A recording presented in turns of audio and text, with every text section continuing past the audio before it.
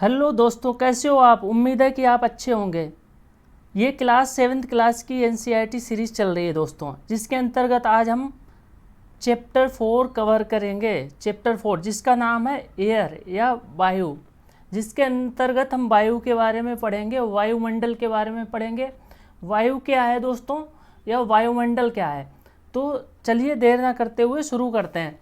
तो हमारी पृथ्वी के चारों ओर वायु की घनी चादर घिरी हुई है, जिसे क्या कहते हैं, वायुमंडल बोलते हैं। क्या बोलते हैं, वायुमंडल बोलते हैं।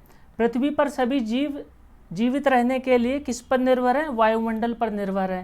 ध्यान रखिएगा, ये हमें सांस लेने के लिए वायु प्रदान करता है। सूर्य की किरणों के हानिकारक किरणें हैं, उनके प्रभाव से हमारी रक्षा करता है।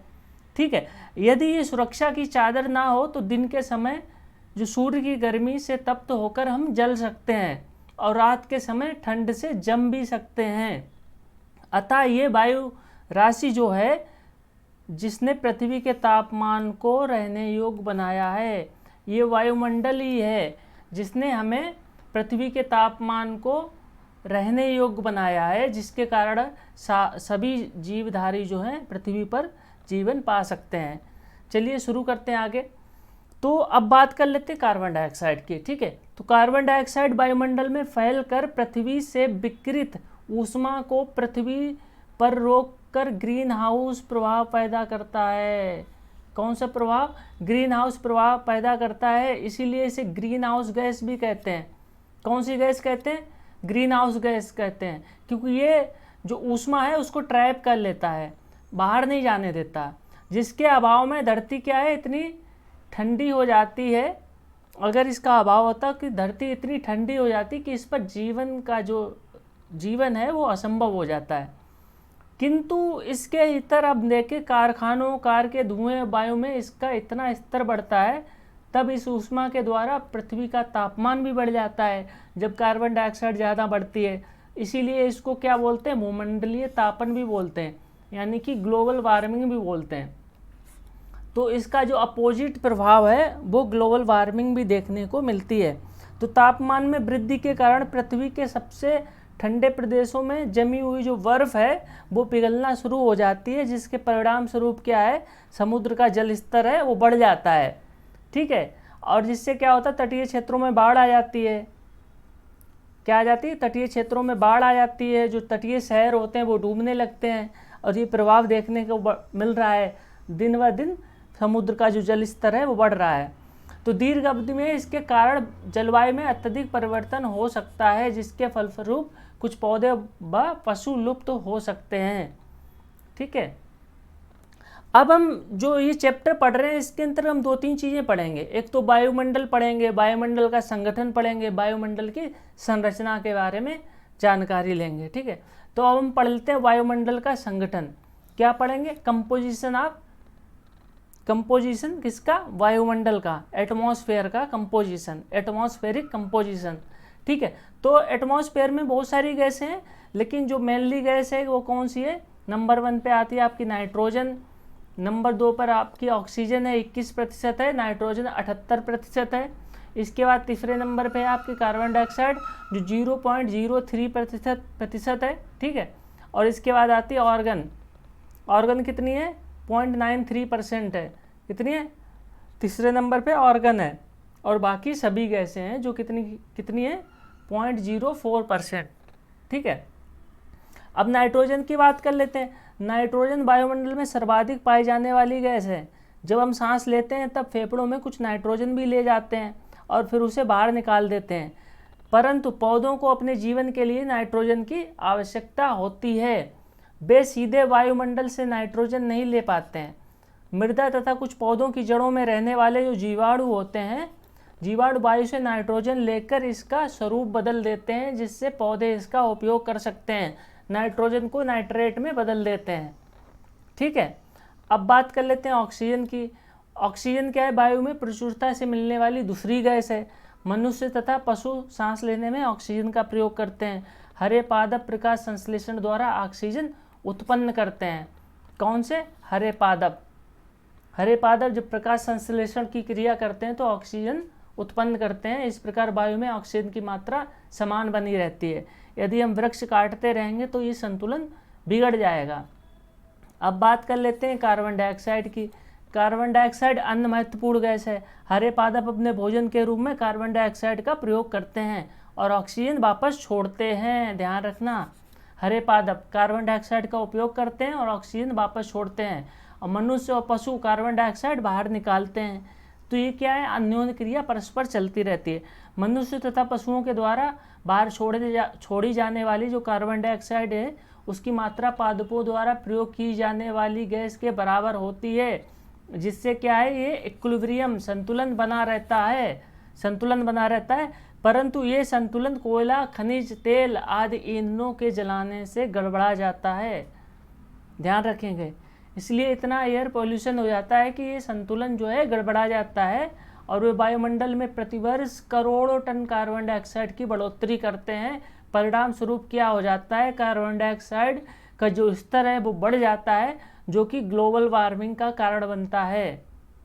ठीक है, ग्लोबल वार्मिंग के कारण क्या होता है, हमने बताया कि जो बर्फ है वो पिघल जाती है, जिससे समुद्री जल स्तर बढ़ जाता है, और इससे क्या परिणाम होंगे कि बहुत सारी जो प्रजातियां हैं, चाहे वो पशुओं की प्रजातियां हों, चाहे वो पौधों की प्रजातियां हों, वो विलुप्त होने के कगार पे आ जाएंगी, और बहुत सारे जो द्वीप हैं, महाद्वीप हैं, जो शहर हैं, तटीय शहर हैं, वो डूब जाएंगे।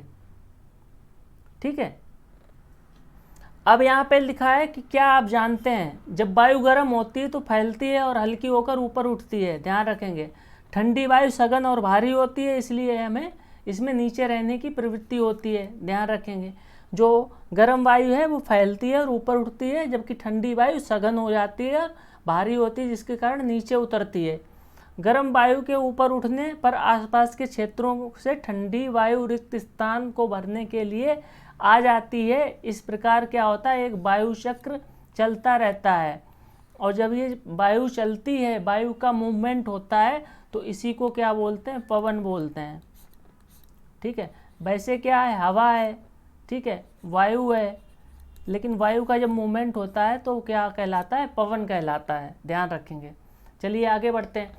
अब हम पढ़ेंगे वायुमंडल की संरचना के बारे में। तो वायुमंडल की जो संरचना है, वायुमंडल को कई सारी परतों में विभाजित किया गया है। मेनली 5 परतों में विभाजित किया गया है। यहाँ पे फिगर में देख लेते हैं, क्षोभ मंडल है, समताप मंडल है, मध्य मंडल है, ताप मंडल है और बाह्य मंडल है। ध्यान रखेंगे, कौन कौन से, क्षोभ मंडल, समताप मंडल, मध्य मंडल, ताप मंडल और बाह्य मंडल। जो क्षोभ मंडल है वो 0 से 12-13 किलोमीटर की ऊंचाई तक है। फिर 12 से 50 किलोमीटर की ऊंचाई तक समताप मंडल है, जिसका तापमान समान रहता है। इसके बाद आता है मध्य मंडल। ठीक है, मध्य मंडल के बाद आता है आपका ताप मंडल या बाह्य मंडल भी बोल सकते हैं इसको, और इसके बाद आता है बहिर्मंडल या बाह्य मंडल। ठीक है, ध्यान रखेंगे। तो 5 परतें हैं, कितनी, क्षोभ मंडल यानी कि ट्रोपोस्फीयर, समताप मंडल स्ट्रेटोस्फीयर, मध्य मंडल क्या हो गया आपका मेसोस्फीयर, ये एक्सोस्फीयर हो गया। ठीक है, अब क्षोभ मंडल की बात कर लेते हैं। किसकी बात करेंगे, क्षोभ मंडल। तो क्षोभ मंडल ये परत है, वायु की सबसे महत्वपूर्ण परत है। इसकी जो औसत ऊंचाई है वो 13 किलोमीटर है। कितनी है, 13 किलोमीटर। और इसी मंडल में मौजूद वायु में हम सांस लेते हैं। लगभग सभी मौसम संबंधी जो घटनाएं हैं, वर्षा है, कोहरा है, ओलावर्षण है, इसी परत के अंदर होता है। जो भी मौसम संबंधी घटना है वो इसी परत में होती है। अब बात कर लेते हैं समताप मंडल की, जो दूसरी महत्वपूर्ण परत है। कौन सी, समताप मंडल। क्षोभ मंडल के ऊपर का भाग जो है समताप मंडल कहलाता है। ये लगभग 50 किलोमीटर की ऊंचाई तक फैला हुआ है। कौन सा ये मंडल, समताप मंडल। ये परत बादलों एवं मौसम संबंधी घटनाओं से लगभग मुक्त होती है। ठीक है, जिसके फलस्वरूप क्या होता है, यहाँ की परिस्थितियाँ हवाई जहाज उड़ाने के लिए आदर्श होती हैं। तो हवाई जहाज जो अगर 12 किलोमीटर के ऊपर उड़ाएंगे तो अच्छे से उड़ता है, क्योंकि हवा, ओला, मौसम संबंधी कोई भी घटना यहाँ पे देखने को नहीं मिलती है। तो समताप मंडल की दूसरी महत्वपूर्ण विशेषता ये है कि इसमें ओजोन गैस की परत होती है। ओजोन गैस, ओजोन गैस क्या है, परावैंगनी किरणों से हमारी रक्षा करती है। ध्यान रखेंगे, किससे रक्षा करती है, परावैंगनी किरणों से हमारी रक्षा करती है। अब बात कर लेते हैं तीसरी परत। तीसरी परत कौन सी है, मध्य मंडल। पहले हमने क्या पढ़ा था, क्षोभ मंडल, फिर कौन सा पढ़ा था, समताप मंडल, फिर मध्य मंडल, फिर पड़ा बहिर्मंडल या वायुमंडल, ठीक है। तो क्षोभ मंडल और समताप मंडल के जो बीच की जो सीमा है उसको क्षोभ सीमा बोलते हैं। समताप मंडल और मध्य मंडल के जो बीच की सीमा है उसको समताप सीमा बोलते हैं। और यहाँ पे मध्य सीमा मध्य मंडल के ऊपर ध्यान रखेंगे। तो इसकी ऊंचाई लगभग 12 से 13 किलोमीटर रहती है, इसकी 50 किलोमीटर तक रहती है, ठीक है। और इसकी ऊंचाई रहती है 80 से 90 किलोमीटर, 85-80, ठीक है, ध्यान रखेंगे 80 किलोमीटर तक रहती है।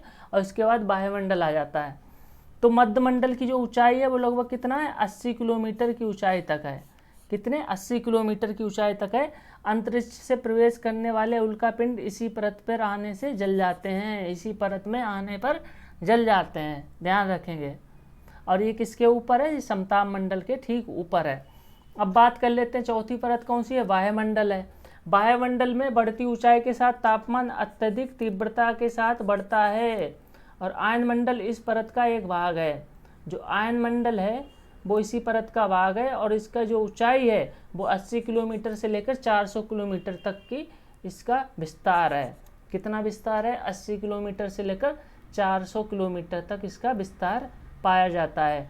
जो रेडियो संचार हो गया उसके लिए ये परत बहुत महत्वपूर्ण है, क्योंकि आयनमंडल भी इसको कहा जाता है।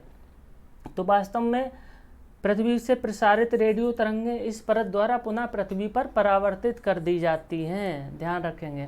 अब बात कर लेते हैं पांचवी परत कौन सी है, बहिर्मंडल है। बहिर्मंडल क्या है, वायुमंडल की सबसे ऊपरी परत को बहिर्मंडल का नाम दिया गया है।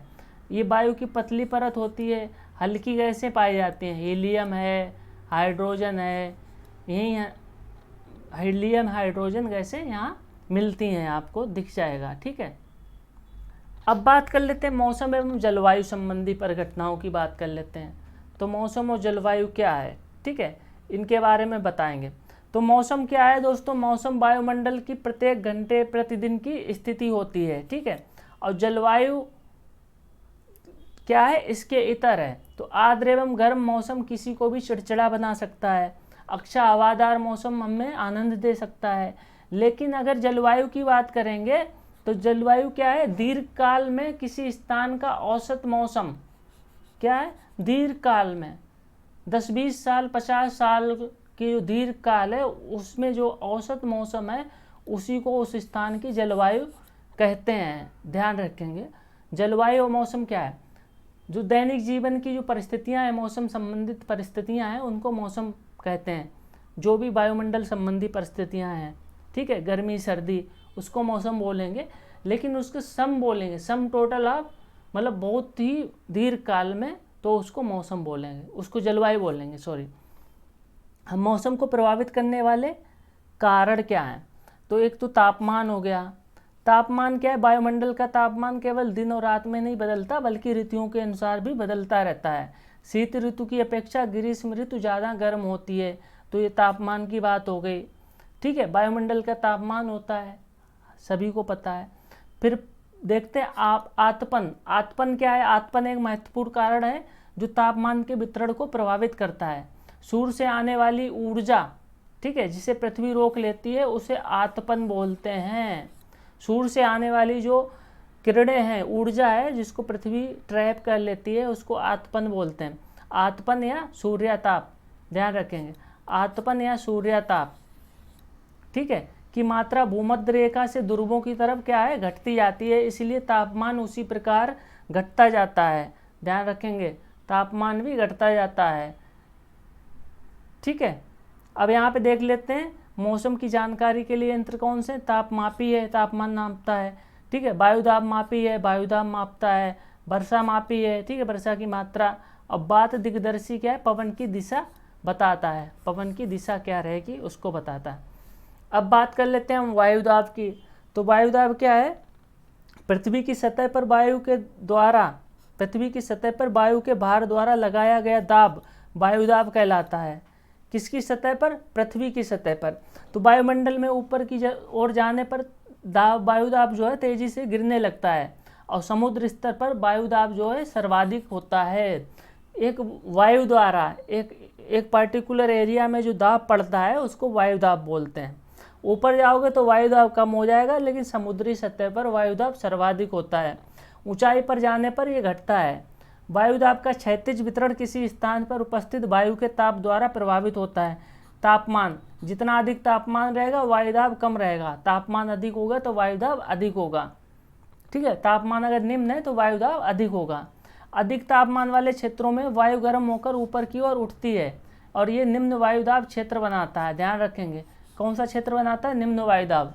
और निम्न दाब बादलयुक्त आकाश एवं नम मौसम के साथ जुड़ा होता है। और कम तापमान वाले क्षेत्रों में वायु ठंडी होती है, जिसके फलस्वरूप हमने क्या पढ़ा था, वायु क्या है, नीचे की तरफ गिरती है। और भारी वायु क्या है, निवज्जित होकर उच्च दाब क्षेत्र बनाती है। ठीक है, कौन सा क्षेत्र बनाती है? उच्च वायुदाब वाला क्षेत्र बनाती है। और उच्च वायुदाब के कारण स्पष्ट एवं स्वच्छ आकाश दिखता है आपको। ठीक है, वायु सदैव उच्च दाब क्षेत्र से निम्न वायुदाब की तरफ गमन करती है। तो लो प्रेशर हो गया, लो प्रेशर से जो इधर हाई प्रेशर है, तो हाई प्रेशर से लो प्रेशर की तरफ वायु का गमन होता है। हाई प्रेशर से लो प्रेशर की तरफ वायु का गमन होता है, संचरण होता है, ध्यान रखेंगे। चलिए आगे चलते हैं। पवन, तो उच्च दाब क्षेत्र से निम्न दाब क्षेत्र की ओर वायु की गति को पवन कहते हैं, हमने पहले ही पढ़ लिया था। ठीक है, उच्च वायुदाब क्षेत्र से निम्न वायुदाब क्षेत्र की ओर पवन की जो गति होती है, ठीक है, वायु की जो गति होती है उसे पवन बोलते हैं। पवन क्या है? वायु का मूवमेंट है, चलन है। ठीक है, आप पवन को काम करते देख सकते हैं। जब ये सड़क पर गिरी पत्तियों को उड़ाती है, तूफान के समय पेड़ उखाड़ देती है, कभी कभी जब पवन धीरे बहती है तो आप इसे महीन धूल या धुएं को उड़ते हुए देख सकते हैं। ये सारी चीज़ें पवन के कार्य हैं। ठीक है, ध्यान रखिएगा। पवन को 3 भागों में बांटा गया, 3 प्रकार में विभाजित किया गया पवन को, ध्यान रखिए। अब इनके 3 प्रकार क्या हैं, इनके बारे में पढ़ लेते हैं। तो एक तो होती है स्थायी पवनें, ठीक है, प्लानेटरी विंड। ठीक है, व्यापारिक पश्चिमी एवं पूर्वी स्थायी पवनें हैं। व्यापारिक पवनें हो गई, पछुआ पवनें हो गई और पूर्वी पवनें हो गई, ये स्थायी पवनें हैं। ये वर्ष भर लगातार निश्चित दिशा में चलती रहती हैं, ध्यान रखिएगा। और इनको अंग्रेजी में प्लानेटरी विंड भी बोलते हैं। फिर होती हैं मौसमी पवनें, जो मौसम के अनुसार चलती हैं, मौसम के अनुसार बदल जाती हैं। उदाहरण के लिए मानसूनी पवनें, जब मानसून आता है भारत में तभी ये पवनें चलती हैं। फिर तीसरी कौन सी हो गई? स्थानीय पवनें। ये पवनें किसी छोटे क्षेत्र में वर्ष या दिन के किसी विशेष समय में चलते हैं। मतलब उदाहरण के लिए स्थल समीर और समुद्र समीर आपको दिख जाएगा। क्या आपको भारत के उत्तरी क्षेत्र की गर्म और शुष्क स्थानीय पवन याद हैं? इसे लू कहते हैं। जब गर्मियाँ होती, मई जून का मौसम होता है, तो उत्तरी भारत में पवनें चलती हैं गर्म, जिनको लू बोलते हैं। तो लू क्या है? स्थानीय पवन है। ठीक है, ये प्रमुख वायुदाब पेटियां दी गई हैं, इनके बारे में अगली क्लास में हम डिटेल में पढ़ लेंगे। ठीक है, ये भूमध्य रेखा है, डोलड्रम का क्षेत्र है शांत। ये पूर्वी उत्तर पूर्वी व्यापारिक पवनें हैं, ये दक्षिणी पूर्वी व्यापारिक पवनें हैं। इस तरह इनका मूवमेंट हो रहा है। ठीक है, फिर ये उच्च उपोष्ण वाला क्षेत्र है, हॉर्स लैटिट्यूड भी बोलते हैं इसको, उपोष्ण उच्च दाब वाला क्षेत्र। फिर ये सनातन पछुआ पवनें हैं, ठीक है, सनातन। फिर अधो ध्रुवीय निम्न दाब वाला क्षेत्र है और इधर भी अधो ध्रुवीय निम्न दाब वाला क्षेत्र है। तो ध्रुवीय पवनें यहाँ पे दिख रहा होगा, और जो ध्रुव वाला क्षेत्र है वो उच्च वायुदाब वाला क्षेत्र है, जिसको हम डिटेल में आपको क्लाइमेटोलॉजी में पढ़ाएंगे अगले क्लास में। ठीक है, अब बात कर लेते हैं आर्द्रता की। तो आर्द्रता दिख रही होगी यहाँ पे। तो जब जलवाष्प ऊपर उठता है तो ये ठंडा होना शुरू हो जाता है। ठीक है, जलवाष्प क्या है? संघनित होना शुरू हो जाता है और जो जल की बूंदें बनाता है। ठीक है, अब बादल इन्हीं जल बूंदों का समूह है। ठीक है, बादल क्या है? इन्हीं जल बूंदों का समूह है। तो आर्द्रता किसे कहते हैं? तो वायु में किसी समय जलवाष्प की मात्रा जो होती है उसे आर्द्रता बोलते हैं। ठीक है, वायु में किसी भी समय जलवाष्प की जो मात्रा पाई जाती है उसे क्या कहते हैं? आर्द्रता बोलते हैं। जब वायु में जलवाष्प की मात्रा अत्यधिक होती है तो उसे हम आर्द्र या आर्द्र दिन कहते हैं। जैसे जैसे वायु गर्म होती जाती है उसकी जलवाष्प धारण करने की क्षमता भी बढ़ती जाती है। ठीक है, जैसे जैसे वायु गर्म होगी उसकी जलवाष्प धारण करने की क्षमता बढ़ती जाती है और इस प्रकार अधिक आर्द्र हो जाती है। आर्द्र दिन में कपड़े सूखने में काफ़ी समय लगता है एवं हमारे शरीर से पसीना आसानी से नहीं सूखता और हम क्या करते हैं? असहज महसूस करते हैं। ध्यान रखिएगा। और ये ऐसा मौसम कब आता है, आपका अगस्त सितंबर का ऐसा मौसम होता है। ठीक है, तो आकाश में उड़ते हुए जेट हवाई जहाज अपने पीछे सफ़ेद पथ चिन्ह छोड़ देते हैं। इनके इंजनों से निकली नमी संघनित हो जाती है और वायु के गतिमान न रहने की स्थिति में ये संघनित नमी कुछ देर बाद पथ के रूप में दिखाई देती है। ठीक है, ये क्या होती है, जलवाष्प होती है, ध्यान रखिएगा, ये क्या होती है, जलवाष्प होती है। पृथ्वी पर जल के रूप में गिरने वाला जो वर्षण है, जल के रूप में गिरने वाला वर्षण क्या कहलाता है, वर्षा कहलाता है। वर्षा किसे बोलते हैं, जल के रूप में जो वर्षण होता है उसे वर्षा बोलते हैं। अब वर्षा की बात कर लेते हैं। वर्षा, सभी प्रकार का जो जल है किसी भी रूप में गिरता है तो उसको वर्षण बोलते हैं, लेकिन जब जल के रूप में गिरता है पानी के रूप में तो उसको वर्षा बोलते हैं। ज़्यादातर भौम जल वर्षा जल से ही प्राप्त होता है। पौधे जल संरक्षण में मदद करते हैं। जब पहाड़ी पार्श्वों पर पेड़ काटे जाते हैं तो जल, जो वर्षा जल अनावृत पहाड़ों से नीचे बहता है, जिससे क्या होता है, इन इलाकों में बाढ़ की समस्या आ जाती है, भूस्खलन की समस्या आ जाती है। तो क्रिया विधि के आधार पर वर्षा के 3 प्रकार हैं। अब वर्षा के प्रकार पढ़ लेते हैं। तो पहली कौन सी, संवहनीय वर्षा, पर्वतीय वर्षा और चक्रवाती वर्षा। तो यहाँ पे आपको दिख रहा होगा चक्रवाती वर्षा है, ठीक है, आपका दूसरी पर्वतीय वर्षा है और तीसरी क्या, संवहनीय वर्षा। इनके बारे में हम डिटेल में अगली क्लासेज में पढ़ेंगे। ठीक है, अब यहाँ पे क्या बोल रहा है, वर्षण के दूसरे रूप क्या है। अब वर्षा के बारे में हमने पढ़ा था ना, वर्षा क्या है, जल के रूप में गिरना, पानी। तो वर्षण के दूसरे रूप क्या है, हिम है, ठीक है, सहिम वृष्टि है, ओला है, ध्यान रखेंगे, वेरी इंपॉर्टेंट, सहिम वृष्टि, ओला और हिम। ठीक है, तो पौधों तथा जीव जंतुओं के जीवन के रहने के लिए वर्षा बहुत महत्वपूर्ण है। इससे क्या है, धरातल को ताज़ा जल मिलता है। तो वर्षा के लाभ क्या है, धरातल को ताज़ा जल भी मिलता है। यदि वर्षा कम हो तो जल की कमी और सूखा हो जाता है। इसके विपरीत अगर वर्षा अधिक हो तो बाढ़ जैसी समस्याएं भी आ जाती हैं। तो हमने ये इस चैप्टर में पढ़ा वायु के बारे में, वायुमंडल के बारे में, वर्षा के बारे में, वायु के संगठन के बारे में, वायुमंडल की संरचना के बारे में, ये सारी चीज़ें पढ़ी। फिर मौसम संबंधी दशाओं के बारे में पढ़ा हमने, मौसम किसे कहते हैं और जलवायु किसे कहते हैं, जलवायु को प्रभावित करने वाले कारकों के बारे में भी पढ़ा हमने। ठीक है, तो चलिए अब प्रश्न कर लेते हैं। तो निम्नलिखित प्रश्नों के उत्तर दीजिए। तो वायुमंडल क्या है, पृथ्वी के चारों ओर वायु का जो आवरण है उसको वायुमंडल बोलते हैं। वायुमंडल का अधिकतर भाग किन 2 गैसों से बना है, तो नाइट्रोजन और ऑक्सीजन। क्या है, नाइट्रोजन और ऑक्सीजन, O2, ठीक है, नाइट्रोजन और ऑक्सीजन। ठीक है, वायुमंडल में कौन सी गैस हरित गृह प्रभाव पैदा करती है, तो CO2। कौन सी, CO2, कार्बन डाइऑक्साइड।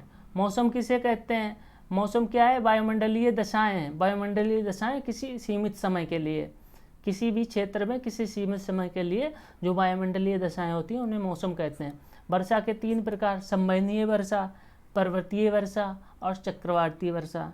ठीक है, वायुदाब क्या है, वायु क्या है, किसी स्थान पर एक प्रेशर डालती है, एक दबाव डालती है, जिसे वायुदाब कहते हैं।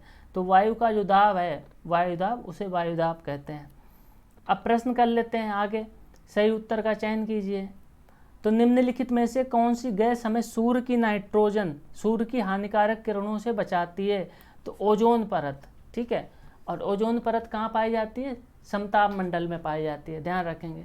तो वायुमंडल की सबसे महत्वपूर्ण परत कौन सी है, क्षोभ मंडल जो है सबसे महत्वपूर्ण परत है, क्योंकि जलवायु संबंधी जितनी भी घटनाएं हैं, मौसम संबंधी जितनी भी घटनाएं हैं वो इस परत में पाई जाती हैं और महत्वपूर्ण गैसें भी इस परत में पाई जाती हैं। ठीक है, तो वायुमंडल, अगला प्रश्न क्या है, वायुमंडल की निम्न परतों में कौन सी बादल विहीन है। क्षोभ मंडल में बादल हैं, समताप मंडल में भी हैं, मध्य मंडल में बादल बिल्कुल नहीं होते हैं, ध्यान रखिएगा। ठीक है, वायुमंडल की परतों में जब हम ऊपर जाते हैं तब वायुदाब क्या है, घटता है, बढ़ता है, समान रहता है। तो वायुदाब क्या है, घटता जाता है। जब हम ऊपर की ओर जाएंगे तो वायुदाब घटता रहता है। अब बात कर लेते हैं, जब वृष्टि तरल रूप में पृथ्वी पर आती है, जब पानी के रूप में आती है तरल अवस्था में, तो इसको क्या बोलते हैं, इसको वर्षा बोलते हैं। इस वर्षण को वर्षा बोलते हैं, यानी कि रेनफॉल बोलते हैं अंग्रेजी में बोलें तो। प्रेसिपिटेशन और रेनफॉल में यही अंतर है। प्रेसिपिटेशन किसी भी रूप में पानी का गिरना है, चाहे वो ओले के रूप में, चाहे वो बर्फ़ के रूप में, चाहे ओस के रूप में या तरल अवस्था में, तो उसको क्या बोलेंगे? प्रेसिपिटेशन। लेकिन जब ये तरल अवस्था में गिरता है तो इसको रेनफॉल या वर्षा बोलते हैं। चलिए आगे चलते हैं। अब यहाँ पे मिलान करना है। तो व्यापारिक पवनें, सूर्य से आने वाली ऊर्जा, मौसमी पवन, पवन की क्षैतिज गति, ओजोन परत की गति। तो व्यापारिक पवनें जो हैं वो कौन सी हैं? स्थायी पवनें हैं। कौन सी हैं दोस्तों? स्थायी पवनें। जो लू है, लू कौन सी है? व्यापारिक पवनें तो हो गई स्थायी पवनें, ठीक है। लू है ये आपकी स्थानीय पवन। मानसून क्या है? मानसून क्या? मौसमी पवन है, जो मौसम के अनुसार बदल जाती है। अब पवन क्या है? पवन क्या है? पवन क्या है? पवन की क्षैतिज गति, यानी कि हवा की क्षैतिज गति। किसकी? हवा की या वायु की, ठीक है। वायु की जो क्षैतिज गति होती है उसे पवन बोलते हैं। अब यहाँ पे पूछा गया कारण बताइए। आर्द्र दिन में गीले कपड़े सूखने में अत्यधिक समय क्यों लगता है? अगर आर्द्र दिन होता है तो उस समय क्या है? जो वायु है उसमें आर्द्रता अधिक होती है, इसलिए क्या होता है? आर्द्रता धारण करने की क्षमता कम रह जाती है, इसलिए देर में कपड़े सूखते हैं, ठीक है, ध्यान रखेंगे। भूमध्य रेखा से ध्रुवों की ओर जाने पर आतपन की मात्रा घटती जाती है। क्यों घटती जाती है? क्योंकि जो सूर्य की किरणें हैं वो भूमध्य रेखा या कर्क रेखा या मकर रेखा के बीच में सीधी पड़ती हैं और ध्रुवों की तरफ तिरछी पड़ती हैं। जब सीधी किरणें पड़ेंगी तो आतपन की मात्रा भी अधिक होगी, ठीक है।